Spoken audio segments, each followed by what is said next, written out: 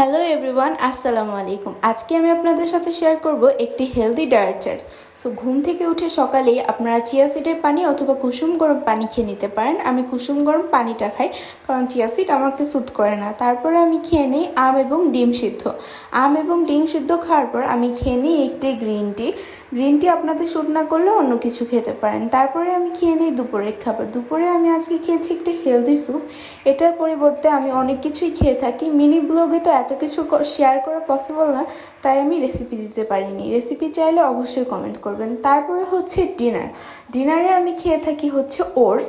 এই ওটসের বিকল্প আমি কিছুই খাই না। রাতে আমি ওটসটাকেই প্রেফার করি, কারণ এটা আমার পেট ভরে রাখতে অনেক সাহায্য করে এবং খেতেও খুব মজা লাগে। অন্য কোনো খাবার আমার ভালো লাগে না, তাই রাতে আমি এটাই খাই। এবং ওজন কমানোর জন্য এক্সারসাইজের বিকল্প কিছুই নেই। শুধু খেলে হবে না, এক্সারসাইজ করতে হবে। আল্লাহ হাফেজ গাইজ, ভালো থাকবেন।